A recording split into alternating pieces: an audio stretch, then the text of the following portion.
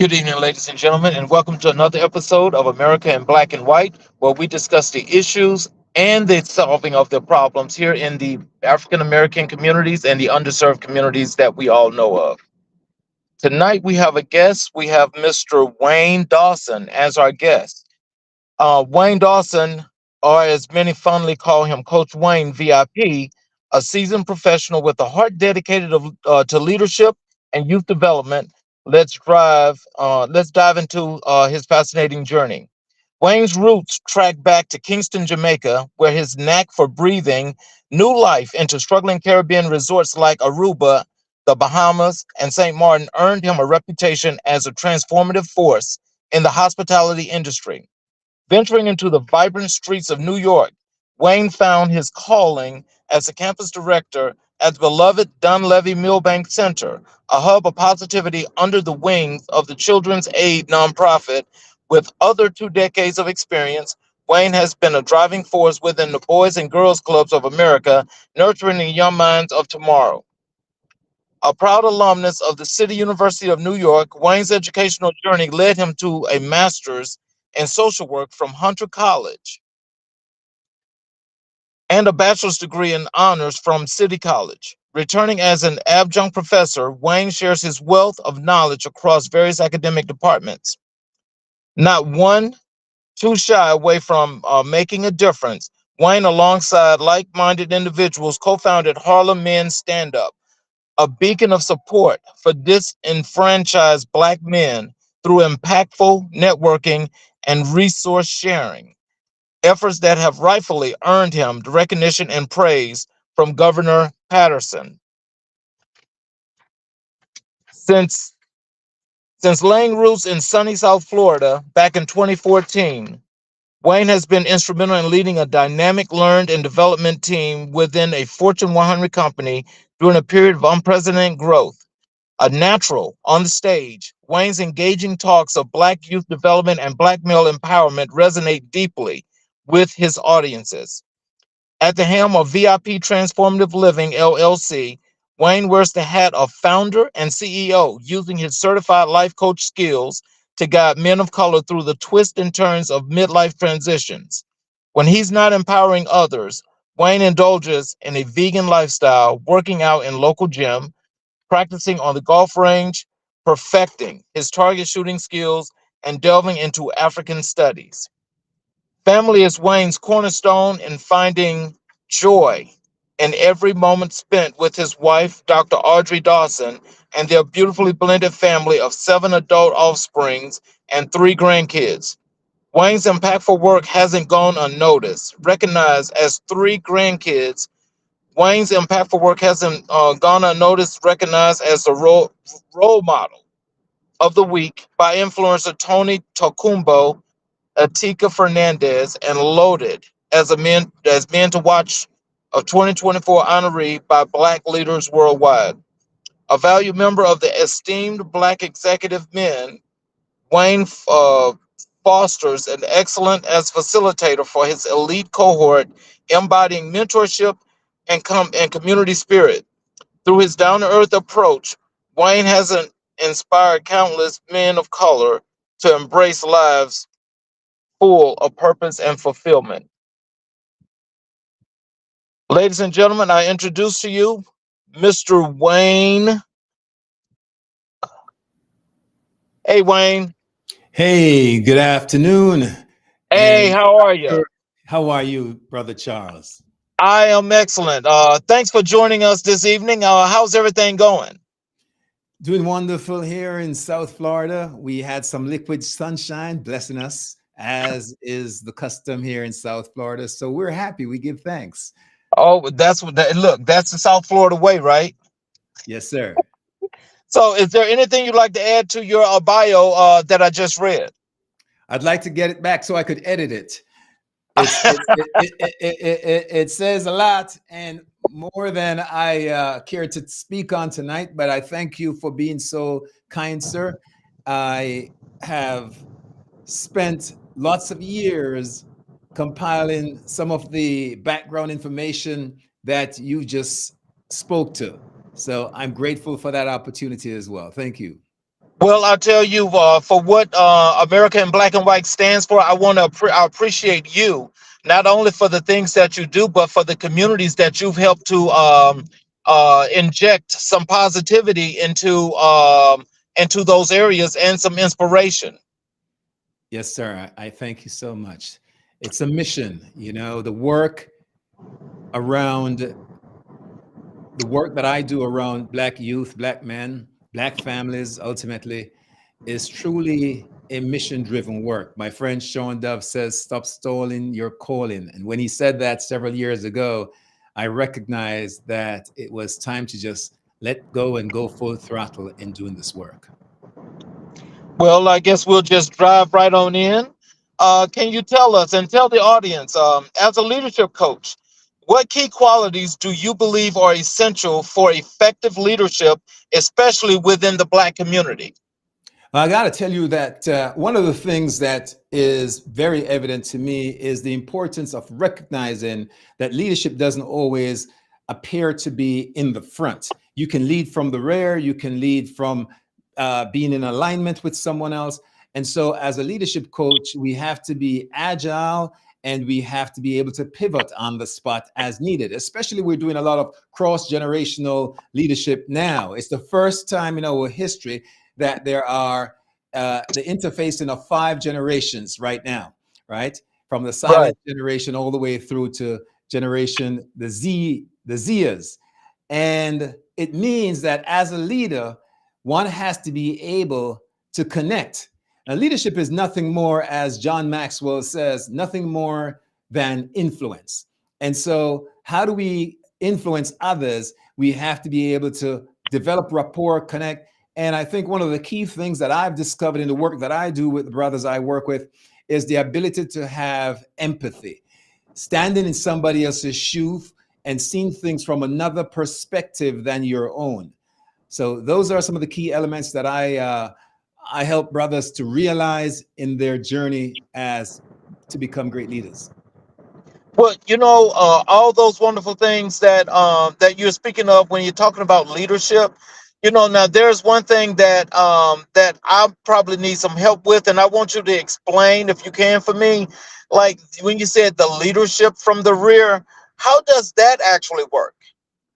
Well, that's understanding that as a leader, you don't have to thump your chest and take credit for everything. There are Okay. things that you can do. You can generate activities. You can generate uh, you can be effective by not being prominent and taking the spotlight. And so give credit where credit is due. And if you are a leader, everything stops with you. Roosevelt says the buck stops here on his desk, right? President Roosevelt. So, what we're Yeah. talking about as a leader is recognizing that you have to take ownership for the results, the outcomes of your team, whether win or lose. And in so doing, it's important to also give credit and to give folks, we don't have all the answers. As a leader, you don't have to be able to do all the stuff. What you need to be able to do is to share the vision and to motivate people, encourage them, and help them have the resources and use the resourcefulness to be able to complete their task. As such, you can do this quietly, or as I say, leading from the rear. Oh wow. So can you tell us, do you have or do you partake in creating an enormous amount of workshops when we talk about leadership? Or how do you actually get to work with the people that you're working with in leadership? Custom, not one shoe fit all. I have currently designed an e course that I'm currently in the middle of working on one for leaders in terms of corporate, but I have one that talks about leading self, because to be a great leader, you don't have to look externally. It begins internally. And so the work that I do oftentimes helps individuals to find their full potential from within, find your inner strength.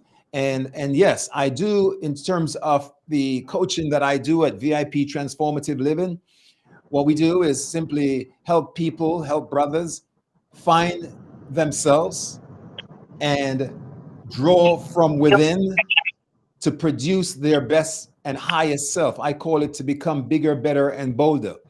And of course, if someone employs me or hires me to do work with an organization, I will custom make for them. And that's pretty easy to do. I've been doing this so long, the track that they need, because I'm serving you. I'm answering your needs, not creating a package that just fits into what I want to give you.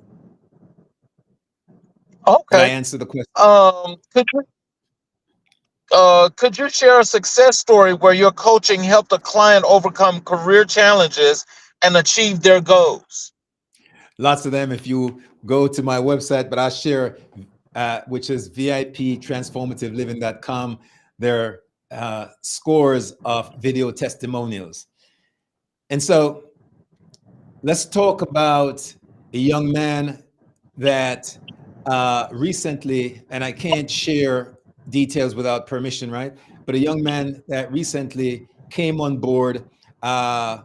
His he's a part of, he's a doctor, and so the family business, they have a series or several outfits, several offices, and they're young gentlemen. And so the owner, the proprietor and founder of the business, wanted to make sure that he honed their leadership skills. You know, they are, in his mind, not as focused, not as disciplined, but they're great providers, but he wanted leadership in them. And so we contracted for 3 months, 90 days. Actually, I gave them more than that because I always do. And during those 90 days, we identified what some of their own concerns were. So we did an assessment, which is what I always do. And we got right in and started doing some work. The important thing is that you, the coachee, has to have a state of readiness. For us to be a good fit, it's not just what I'm spewing, it's what you're willing to do the work with. And one of the offices, both saw tremendous growth, but one of the offices, by implementing some strategies in terms of leadership skill sets, he was able to report that 2 consecutive months, and we only worked for 3 months, they had a 100% increase in revenue. Oh, wow. So, in your experience, how does self awareness impact leadership effectiveness? Most important, we got to begin with the awareness, as some folks uh, mislabel the idea of wokeness. We have to have a sense of internal wokeness.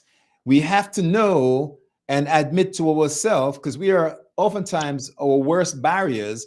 If we're not ready to do the work, if we're not committed, not just willing to participate, but to commit fully to do the work on ourselves, if we have not admitted to ourselves that there are areas, you know, sometimes our egos need to be deflated.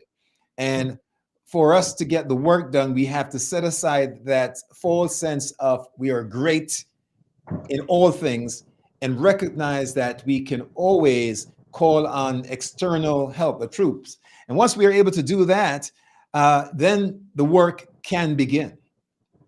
Authenticity is required. And so, normally, is this like one of the things that is part of like the process of your actual coaching, or is this some of the things that you teach, people in order to adjust and become strong leaders? Yeah. Now, as a coach, I want to clarify a few things. I don't see myself as a teacher. I've done that. Okay. I've done adjunct professorship work, and I teach in workshops and so forth, and I've mentored.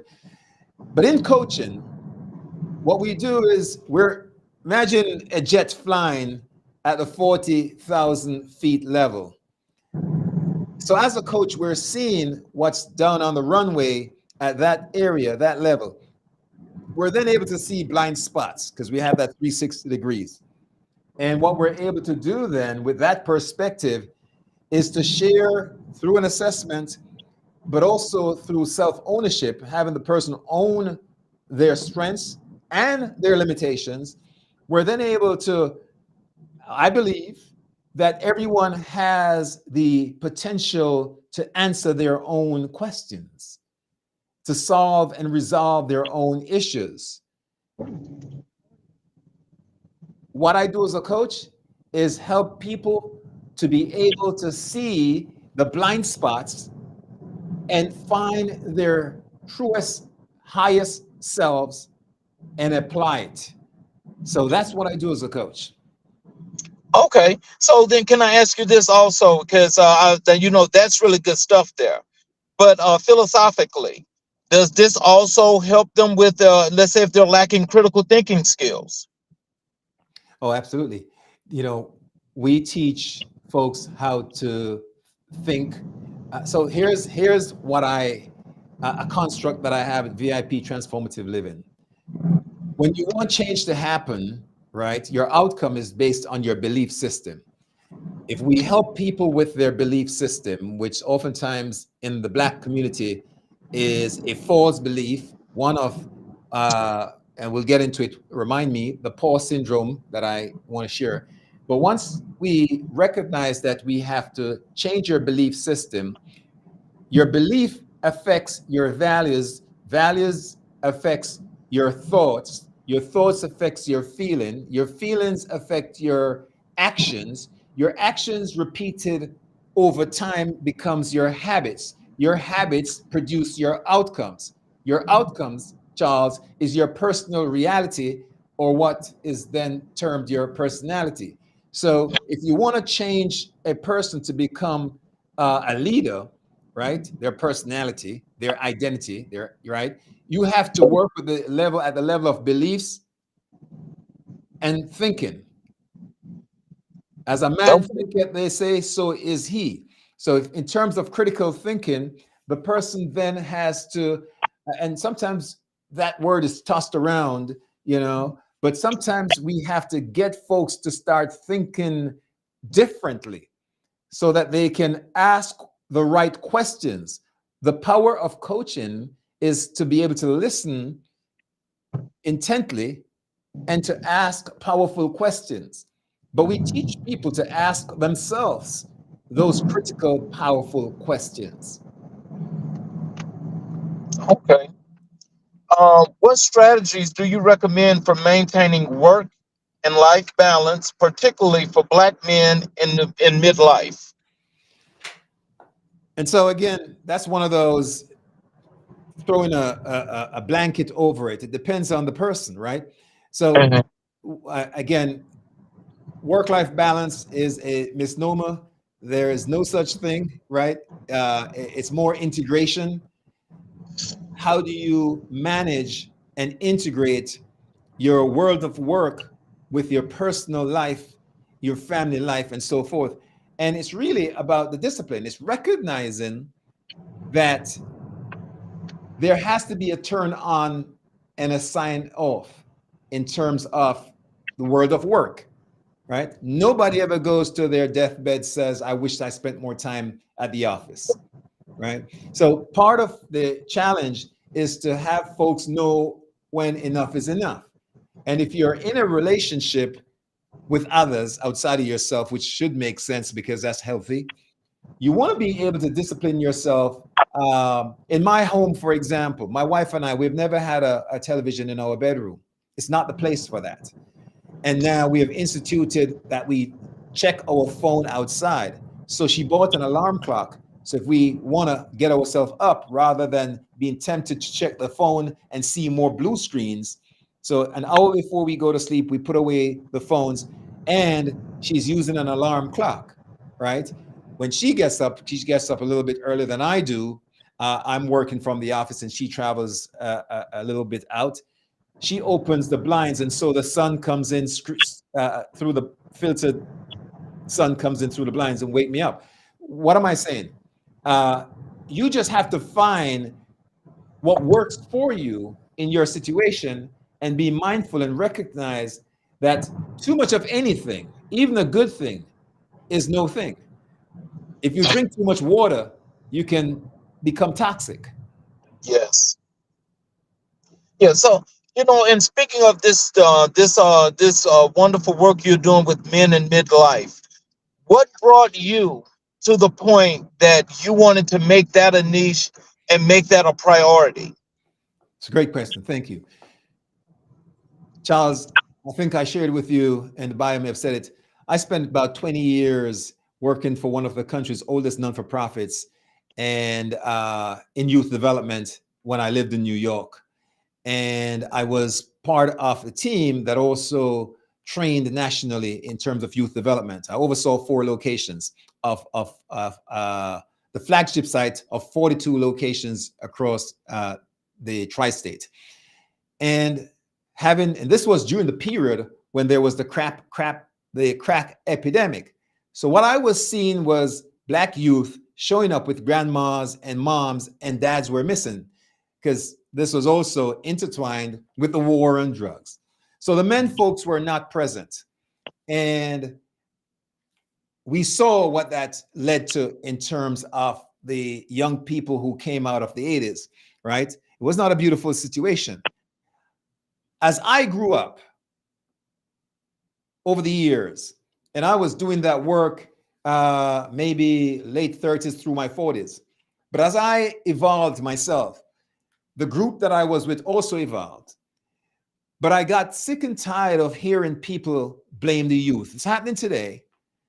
And I recognize that we, so-called elders, us going through the journey, midlife and beyond, we had an accountability and a responsibility to put our hands out, and by modeling behavior, mentoring, coaching, and guiding the youth, we had to do this work. And so I thought it was important. Plus, I also thought I was now more, it was easier to identify with men 20 years my junior than men 40 years my junior, so to speak. And so I decided to do this work, to take it on. See, Charles, I believe strongly that if we work on the Black man individually, we better the Black family. If we better the Black family, we better the Black community. Better the Black community, we better the Black society, the nation, and so on. So that's the work. Well, I definitely, I hope that people got a lot from what you just said, because that means more than anything in the world. They're building our communities, and we've got so many ways of actually doing it. But the thing is, how do we make this like a continuous thing to where it's always it's happening on the continuum where everything is just relevant, that it does not like start and then it stops. How do we keep it going? If I had the answer to that, I'd be a multi-millionaire, because there is no, I don't think we can say an all or always or every for any situation, Charles. I think the first place is home, self. Each of us has a sense of responsibility to ourselves, to be honest and authentic, to show up fully and authentically, and to look at ourselves and do that assessment and say, am I delivering the best of me today? And am I my brother's keeper? Am I taking care of the family? Is this action that I'm doing? I tell brothers all the time, cut out the cheating. Napoleon Hill, in his book, Think and Grow Rich, has a section he talks about transmutation. And he says that when he has tracked the richest men in the world when the book was written, right? And it's still a bestseller today after over 80 years out there. And he tracked 500 of the richest men and studied them. And what he found was that the majority of men got their highest level, their zenith of fulfillment, success in life after midlife, after 40. And when they had settled with one partner. So the men who had married and were focused on sustaining that relationship, in other words, they weren't out there planting seeds and getting wild and cheating on the world, that energy that they would have dissipated all over was focused on building something. And so they broke into businesses, they broke into opportunities, entrepreneurship, community involvement. And I say that to say this: when we are true to ourselves and we're focused and we're living on purpose, then the ecology spills over. It means that the people, places, and things that we come in contact with benefit from us too. That's how we spread this thing.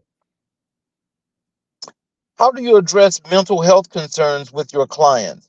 And what roles does mental well being play in leadership? Well, my wife is a licensed psychologist, so I'm sure to have a line of demarcation. If someone comes in and have a diagnosis, um, I'm going to refer them out or strongly suggest, if they see me in the application process and they tell me that they have some mental health issues, I'll sometimes have them. I don't take every client, by the way. I'm not one of those guys. If we're not a good fit, I'm going to refer you out to get help. And so that's where I begin.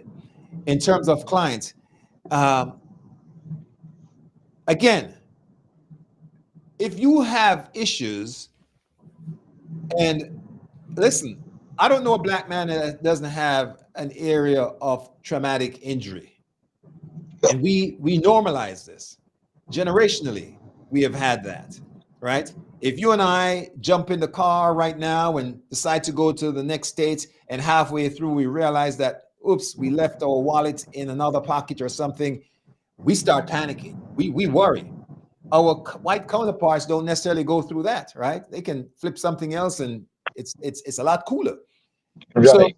the trauma we have getting up in a community where, if you live in the community, you're scared to run on the streets in your shorts and be stopped by the cops because you don't belong there. That's trauma. That type of mental health stress, duress, afflicts all of us at some level. And some people have more intense levels of mental wellness issues. And so when I work with brothers in the corporate or non-for-profit or entrepreneurial or governmental area, and these things come up, we will have a discussion. But again, self-care is where it all begins. We talked about that balance before. And so if you want to get in there and compete with the big boys, you got to take care of yourself. And it begins again internally. So physical health, emotional health, mental health, for me, are primary. Yes, we'll get to financial health, but those things, to me, are the staple in terms of overall wholeness. What advice would you give to Black men navigating midlife career changes or transitions? To be sure, we talked about the ego, do not be pressured out of your situation just because you feel some kind of way, somebody's stressing you. Don't let somebody push you out before you're ready to go. Uh, Make sure that you have your non-negotiables in terms of your values, and the company's values, its mission, so that you're not just jumping out of the, as they say, frying pan and into the fire. The other thing that you want to do is make a real assessment in terms of, what do you want? And so midlife is a place where oftentimes we come to grips with where we have been, what we have gotten, and where we need to be. And most of us, by midlife, with the experience we have, I call it, we move from a stage of aging to a stage of saging. We start getting wiser. We start understanding from past mistakes where not to step again. And at this point, a lot of us, have spent our early lives living to somebody else's drum beats. Our parents said, go out and go to med school. Our neighbors are living a certain lifestyle. We just need to get food on the table when we came out of college or school or whatever, and we grabbed the first job that was available. And so 80%, according to a Gallup study recently, 80% of people in their jobs hate their jobs in the USA.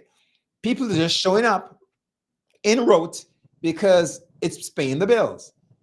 So if you are at the stage where it's time to find some peace, significance, fulfillment, which you have earned and deserve, it's your birthright, don't just make a midlife decision because you just want to change, but make an assessment. Look at your strengths. What I call find out where your uniqueness lies, your unique selling proposition. We call it your Z zone or your zone of genius, your G zone, your G spot. Find out where that is. The more you can craft your next position to live that, the happier you will be. And the more you can serve others and add value, remuneration follows. See, it's value first, money second. And so don't chase the dollar, chase alignment with values and mission. Make sure that you are on purpose. And again, sometimes you don't even have to change from one company to another. And these days, that's not so easy unless you truly are strategic. But what you may want to do is craft where you are, the job you have, and look for opportunities even where you are before you move outside. If that makes sense. It does.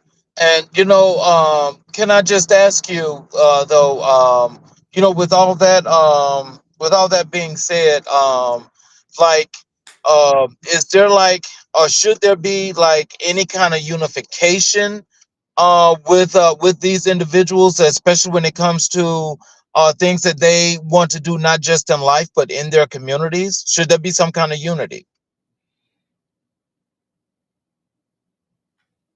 I think I may have missed what Well, when you I say unity, I'm talking about, as they're growing, not only are they unifying with family with the things that they're trying to accomplish, should they also try to work this out to make it a little bit expansive and broader within their communities?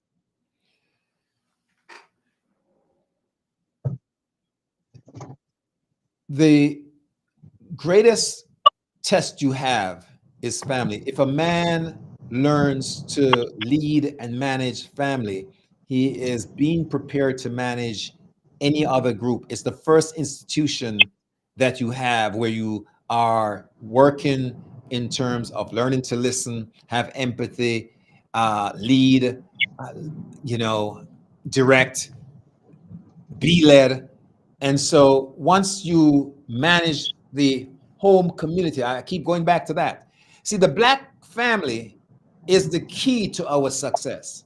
There is nowhere that people are building bridges in places where it's going to collapse because the fundamental, which is the structure, what we call family, and family may look differently to some people, but family is the key because the family is nothing more. When you looked at tribes, as it were, from where we've, our African brothers and sisters, you have the clan, and the clan extends itself, and you have a tribe, and so forth, right?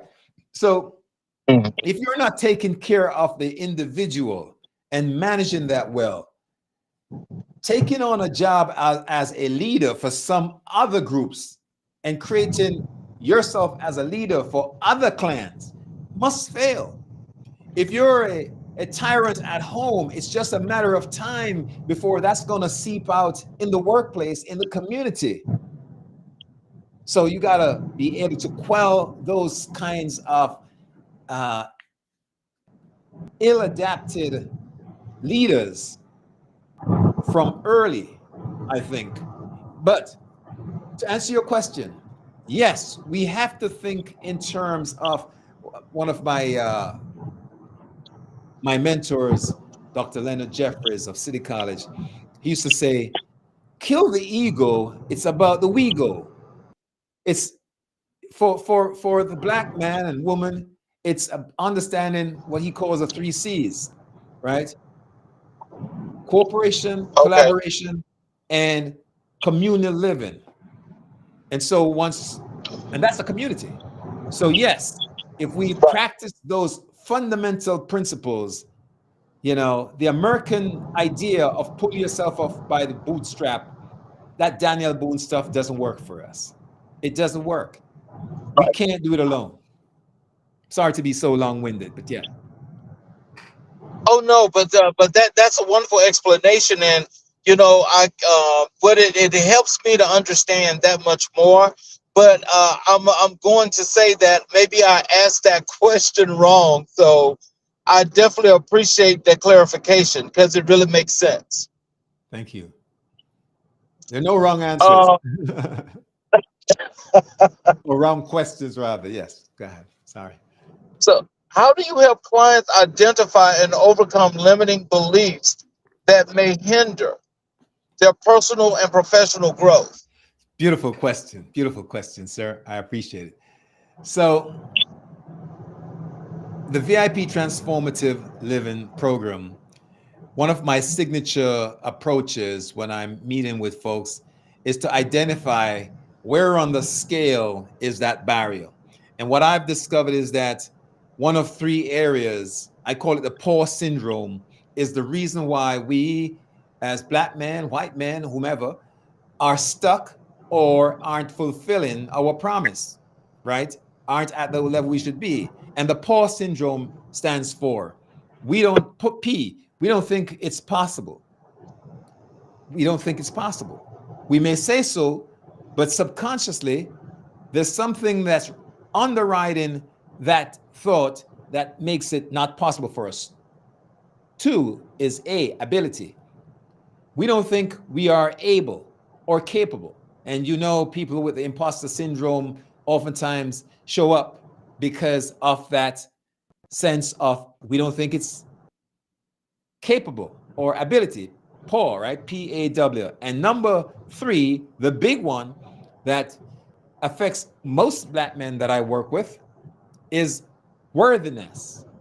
We don't think we're deserved to be at the table anyway. Why is that? Because in this country and in the Western world, and now, in fact, all over when you travel, Black folks have been buying into a narrative that is false and that we're not enough, that we're not smart enough, tall enough, dark enough, educated enough, good enough. And so if you hear that all the time, your brain is entrained into that thinking. So when I see Black men, I first try to identify through a series of skilled questions where they are along that level of syndrome, the pause syndrome. And oftentimes it's a combination of two or all three.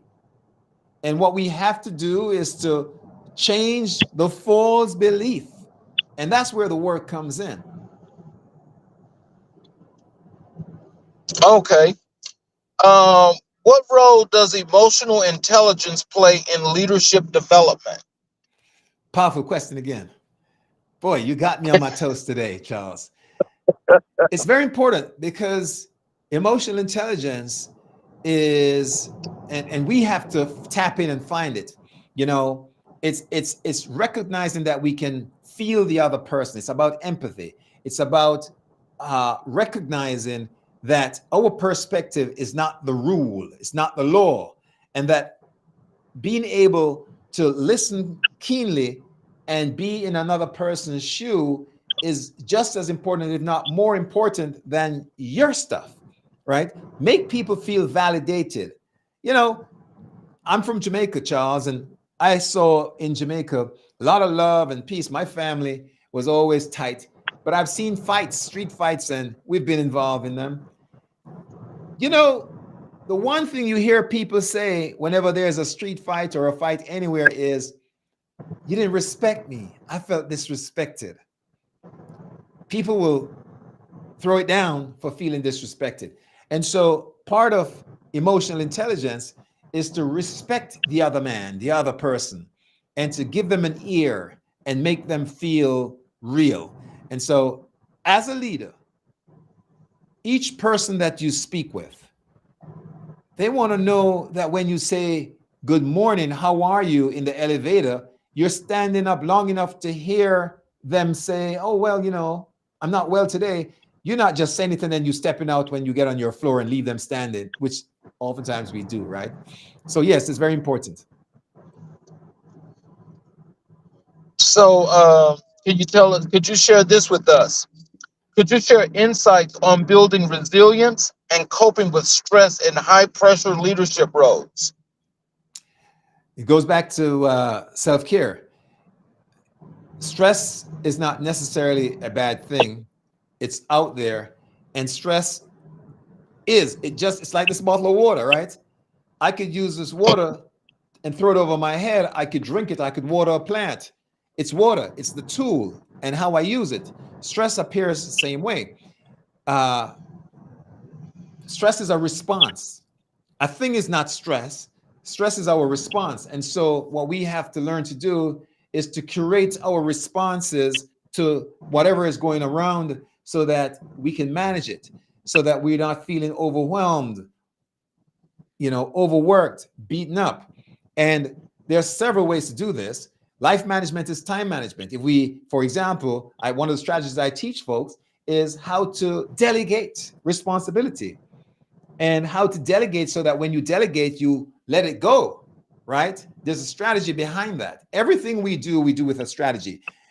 What a coach is able to do, what I'm able to do, is to identify the strategy you're using because we have patterns. And so what we do for stressors is we help you to develop success patterns or successful patterns that work for you. If you're doing something and you do it all the time, it doesn't mean it's the right thing. We have to help you identify, is it working for you? Because everything we do, Charles, has a payoff. Even when it's negative, it gives us a payoff in our mind. And so, I Right. mean, there are people who are afraid to win. They're afraid of success, believe it or not. So Yes.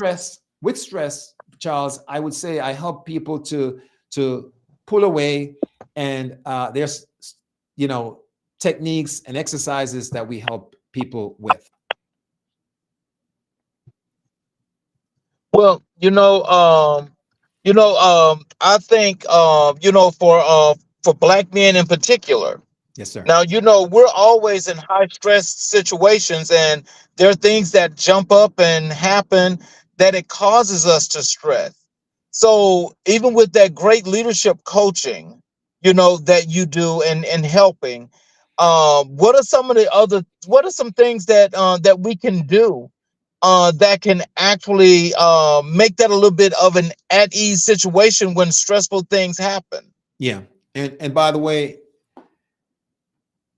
nothing you said that causes us to stress that we choose. It's a Yeah. decision, right? Okay. It's a decision.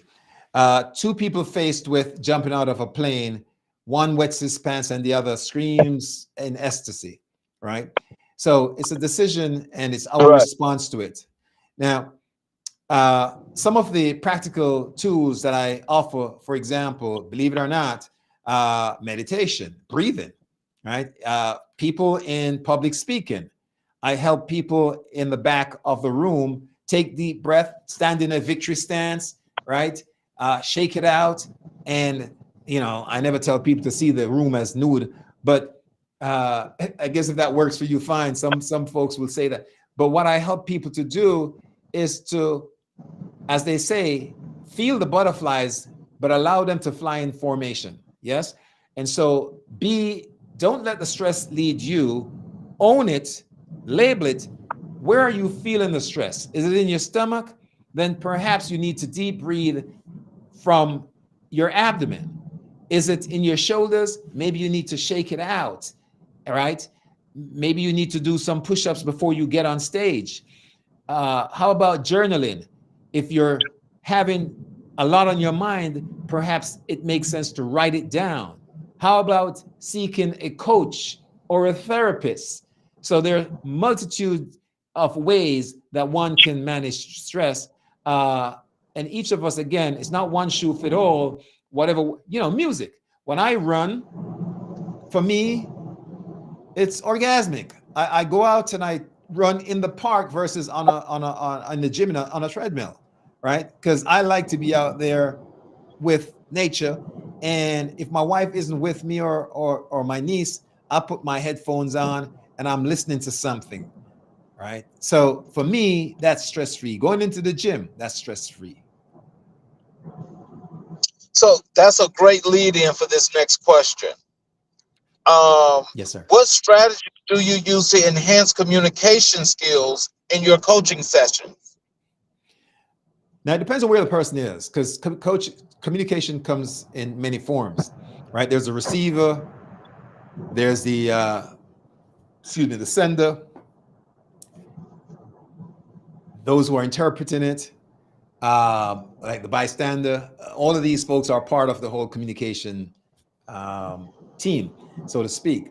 And so, if it's communication skills as far as developing rapport, we use some strategies to develop rapport. For example, looking at eyes, the cues that people have in their eyes. It's very complicated, but it's part of NLP, neuro linguistic programming, that says your eye is an extension of your brain. And so if you are creating a story, you look a certain position in your eye, or if you're feeling some kind of way, you look down, and it's complicated too much for this platform. But we help people to control those things. We help people to control their gestures. We help people with managing their breath, right? If you're speaking too quickly and people aren't getting you, maybe it's not that they need to listen more rapidly. It's probably you need to slow down, be more deliberate, enunciate more. And so we help people, again, it's all about having an assessment, being clear, and being honest. We help people if it's public speaking. I have a course that I've done for some of my leaders in public speaking, because we all present. If it's about their strategies for sharing information, persuading folks, or just going in there to humor folks, depending on what you're doing. And so once you know what the objective is, the intended message, then we can hone your skill set around building the strengths to deliver that or to receive that. Okay. How do you approach leadership development for Black men who may face unique challenges and systemic barriers?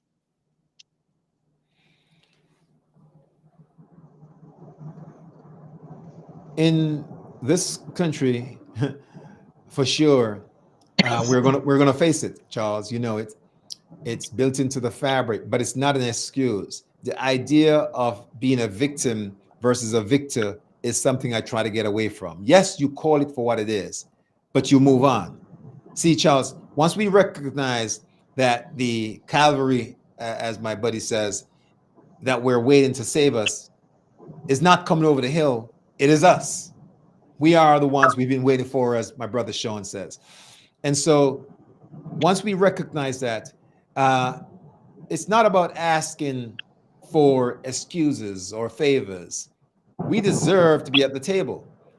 And, a politician wisely said, sometimes we have to go in the room with our own table. And so in corporate or in business, at all, anywhere, when we deal with these issues, we just have to be damn good.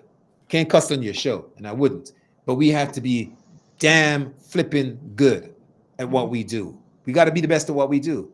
And so there is no shortcuts. There is no favors to be granted. Just show up and show out. See, I don't know if you have been there, Charles, but I've been in rooms at levels where I'm the only Black man in that room. And folks say, well, aren't you intimidated? No, I am gleeful because I see myself as an ambassador to represent at such a high level that I'm going to change the narrative if it's negative about who we are. And I think that's what we do. We got to stay harder, longer, and crack the code. Oh, that's fair enough. You're right about one thing. We know that there's nobody coming to save us, but I think what where we're at a point now is that a lot of people that still try to work through and want to make things happen. I think what winds up happening, and just correct me if I'm wrong, but it seems like once you get to going and then something happens to kind of like change things, it's kind of frustrating. And I think when it's frustrating, sometimes I think it causes a lot of people to either lash out, or they kind of give up, or they just feel like it's just not worth doing. But who wins? When we give up, who wins? You see, Well, that's true. giving up is not the answer because then you absolutely lose. If you have a 50% chance to win at anything you do by just showing up, right? But if you I don't agree. show up, you have 100% chance that you're going to lose. And so, again, there are times when we're knocking on the wrong door. Mhm. I have a client who has these blue ribbon companies that he's trying to get into because it looks good. He wants to do it, the Googles of the world. And yet, if he were with his skill set and knowledge base, if he started developing strategically, networking and developing on the inside, right, relationships, allies with folks at the next tier, he could propel himself to the C suite and command a level of income that would suit him and his family. So I say sometimes the door is not opening, but it's because we fail to recognize it's not just one door out there to knock on. Sometimes we have to knock a little bit differently, right? If we've been trying it one way, we can't go through, then we go over or around. We have to, a lot of our thinking is flawed. Not a lot, but oftentimes it's a flawed thinking in terms of our approach, right? But we got to make sure, and I'm saying this is not easy. This sounds like I'm speaking from the pulpit and I'm not a part of the choir, but I've been there. I've been in organizations, and look, I have several strikes going against me. I'm a black man from a foreign country here, right? Believe it or not, I have a funny accent to some people, right? So there are things going against me when I walk into some of these rooms. I have to prepare and I have to make sure that I learn the code, and I have to go in, not to sell out. It's important to me to represent who I am and to be consistent. And if that's not good enough, why do I want to work with you anyway?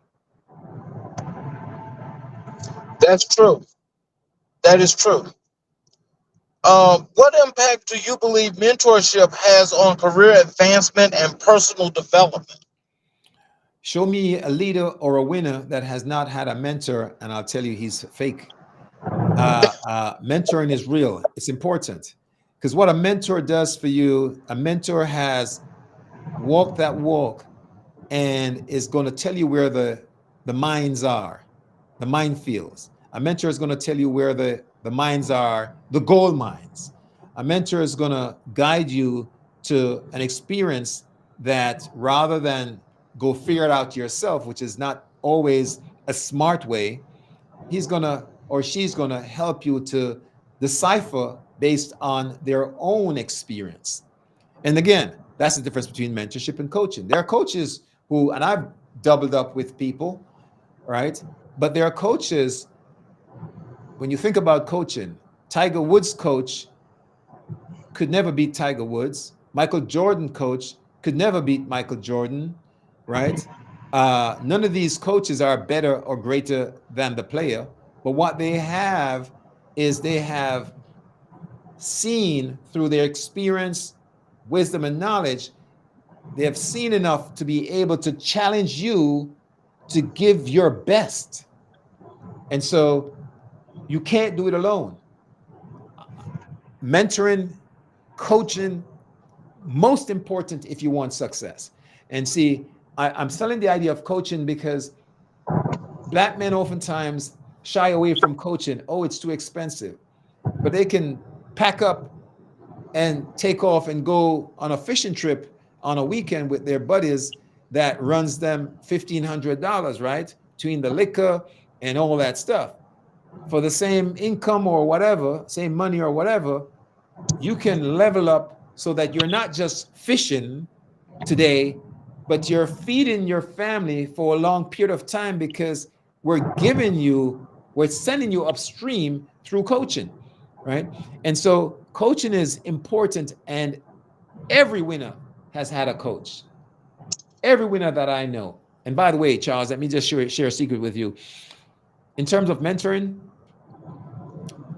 you can have a virtual mentor, and a virtual mentor in the way of may not be personal and one-on-one, but there are people who pour their souls out in terms of books, right? And so you can study the techniques and patterns and do what someone does, replicate the same impact and effect that you have on the world by studying and modeling someone who's gone before you. So, how can leaders effectively address imposter syndrome and self doubt? One of the strategies that I teach, and there are many ways, and I'll just again drop one in. And I'd invite, of course, anybody listening in on your platform to, at the end of the session, to let folks know that they can contact me for a non-obligatory one-on-one discovery call where I'll simply just lay out what's going on that's stopping you from your next level. And if somebody decides to take it and run with it, fine. If they decide to work with me to make sure I hold them accountable, fine as well. So what you said, look, I'm sorry, the question was what stops men? No. How can leaders effectively address imposter syndrome and Yes. self doubt? Thank you. So one of the strategies I use is the winner's circle or the golden circle.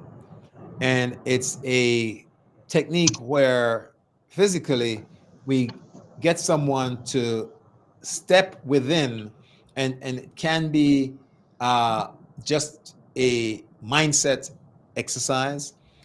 But you have demonstrated in your life wins, right, Charles? You have had Yes. some wins. We all have had wins. And even small wins should be celebrated. And Right. so we help people to recognize, because when we think about our lives, we're like a movie camera that's on a set, but frames what they want to bring into the public's view. So they're not framing the people on the back and the people on the side having lunch. They're framing the actors and actresses. And so we can do that too. How we frame our realities or what we perceive to be real and important is important to us in terms of getting to the next level. So if you are saying that you can't do this, we help people sometimes remember and recognize some of their past successes. I'll share a quick secret for you. When I train folks, even at the executive level, and certainly at the entry level, to level up and slaughter folks in interviews, I help them to craft what's known as an impact position or an impact statement. You want to know what that is, Charles? What is that? What is that? The impact statement, and you have seen it and heard about it, is where we literally redo that old CV or resume, which just says, I did this. That's a job description. That's dull. That's boring. That's not winning anything. But an impact statement is to craft where you have